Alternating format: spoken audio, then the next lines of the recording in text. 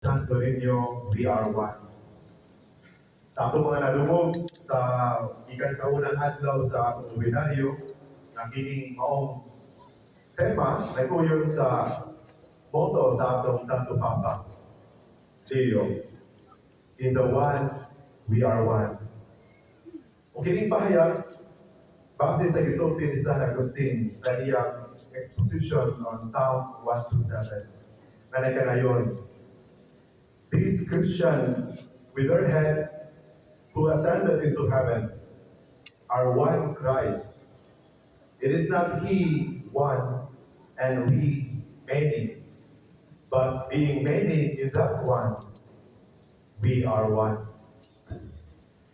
Mga igsoon, ipadayag ni San Agustin aron sa pagkulang buhay sa usa ka simbahan.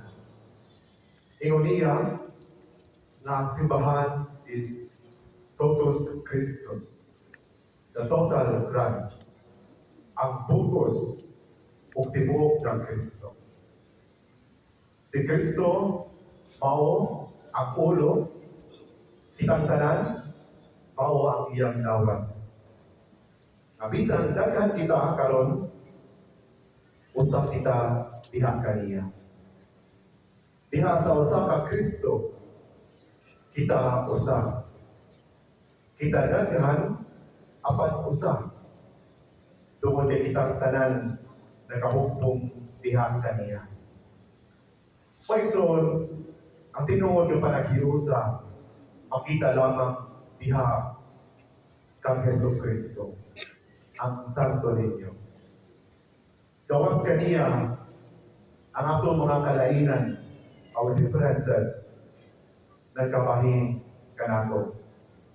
Apan diha kaniya ang ato mga kalainan, kahinom mo mga gasa na nagapalambo sa atong kinabuhi, isip usa ka simbahan, usa ka lawas ni Kristo. Kini nga karungan maigsoon nagahatag usa og kahayag sa atong kinabuhi, isip usa ka simbahan. Diin nagapahinumdum ka natong tanan na atong hiniusang panaw magsugod kang Kristo o mubalik kang Kristo. Mao ka na ang hinungdan kay San Agustin, ingon, our heart is restless until it rests in you, O Lord. Gibuhat mo kami, O Ginoo, o ang among kasing-kasing, dili mahimutang, hangtod na kini o pahulay kanimo, o diha kanimo. Huwag atong matigdan magsuon, na si San Agustin ingon, our heart, not our hearts. Ang among kasing-kasing, dili ang among mga kasing-kasing. Kay nga naman, tungod kay diha kang Kristo, kita usa ka lawas, ang totus Christus. We are one body of Christ,